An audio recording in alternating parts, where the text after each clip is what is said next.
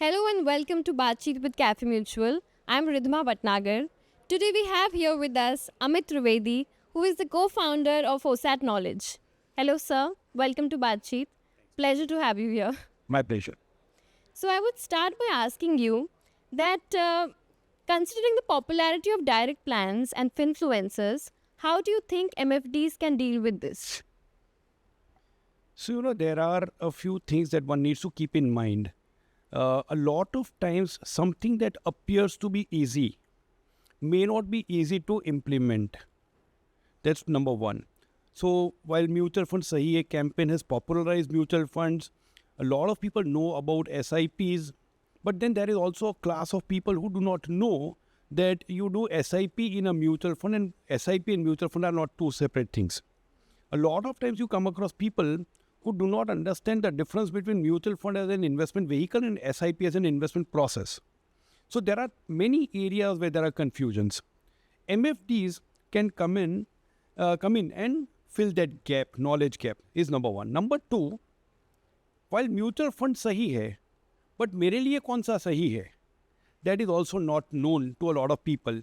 Mutual fund distributors, when they come and analyze the situation of their customers, and then they work out a goal-based investment strategy.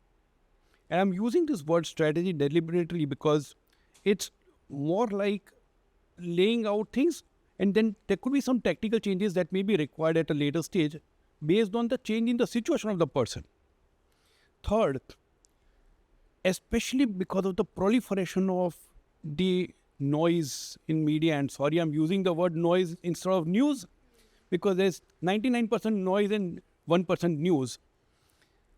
It is very difficult for lay people to figure out what is appropriate for them. We hear questions like which mutual fund is best. We don't hear questions like which is appropriate for me.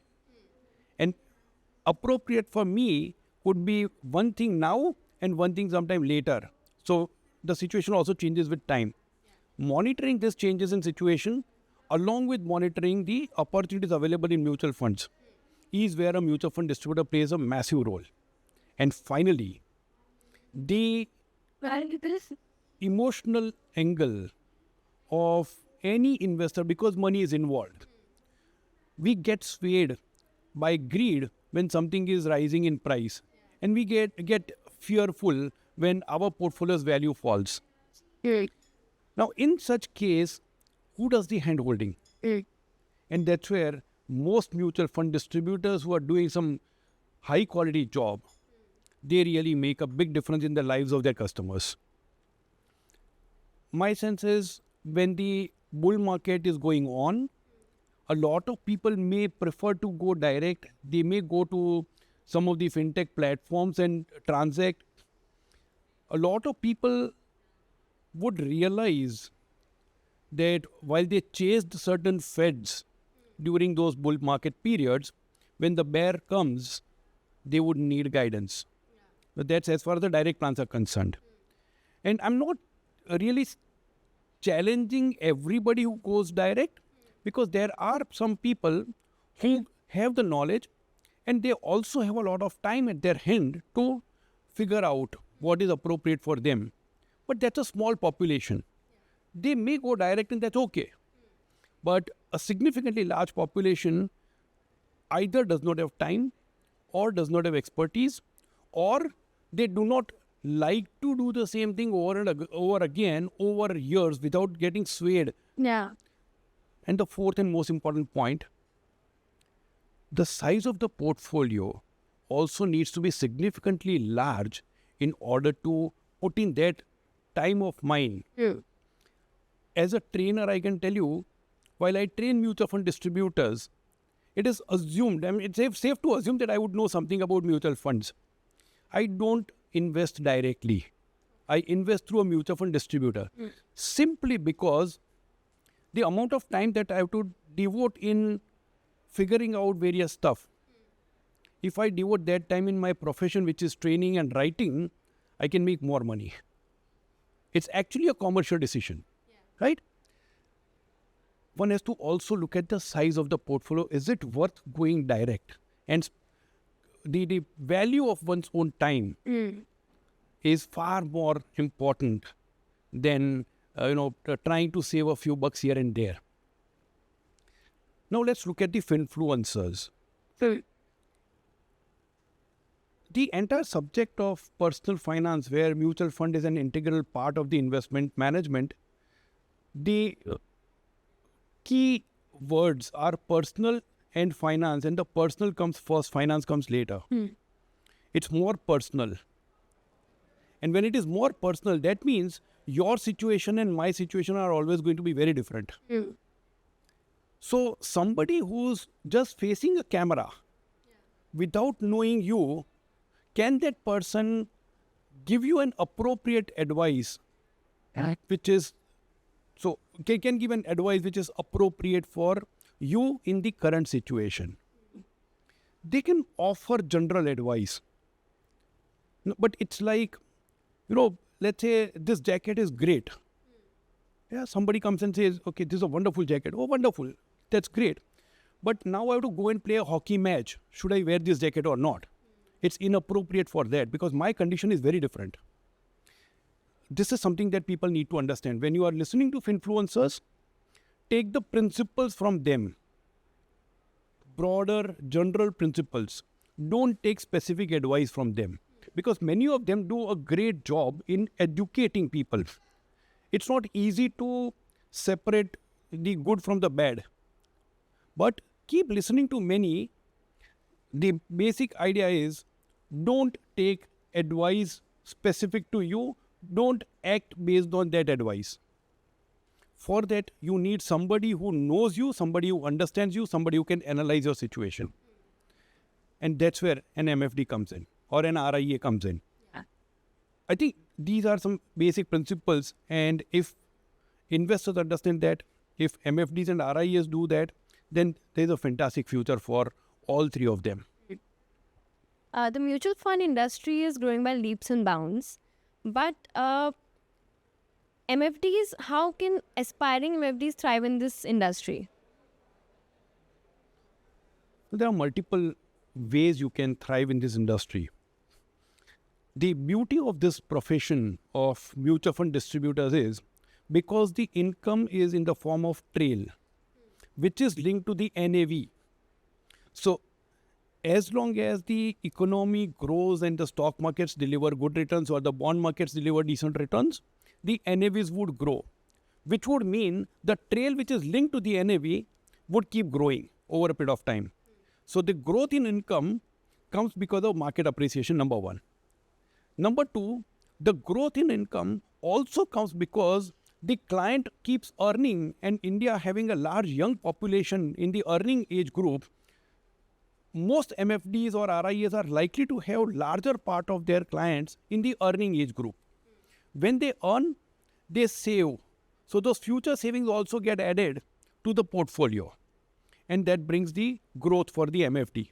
And the third, out of 140 crore Indians, roughly 55-60 crore Indians have PAN cards. There are 4 crore unique mutual fund investors.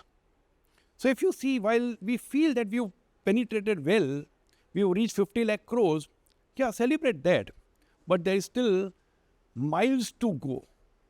And if you can keep adding a few more customers every now and then, that's the third factor contributing to the growth of the AUM. Right? So in terms of opportunities, I have got no doubt. The question is, am I able to keep the investor invested for the desired time horizon, which is the financial goal? And if the MFDs understand the psychological issues associated with investor bailing out of the portfolios earlier than required and nudge the investor well, then I think the job is half done. Yeah. Now comes the next part. Somebody may argue that, okay, but I can only handle a small number of customers. Right.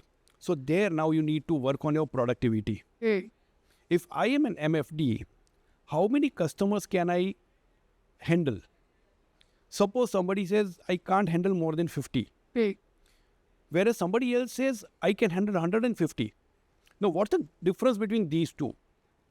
Both have 24 hours in a day.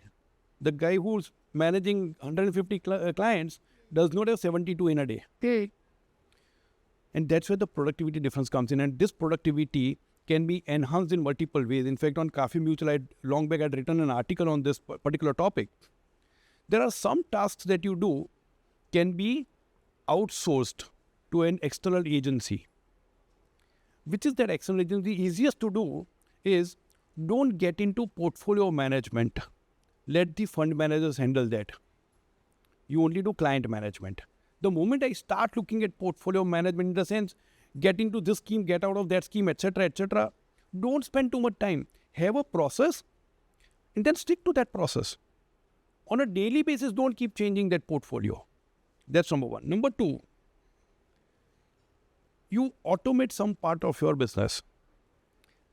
Thankfully, compared to when I wrote that article versus today, a lot of MFDs and RIAs have adopted technology brilliantly and multiple technologies. But at some stage, I feel that probably there is an overload of technology, and now some people are probably spending a little more time in evaluating which is the best software. Forget about best software. If something works, continue with that, use that, build on that.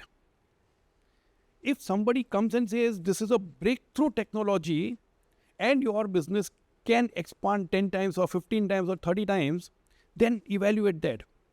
But if your business is going to go up from 100 to 105, don't spend time in changing the technology. Okay? So that's number two. So first is outsource to some agency or external entity. Second is use technology. Third is delegate to your team. Get your team. I still see quite a few MFDs who don't hire people because they fear that the client would walk away with customers.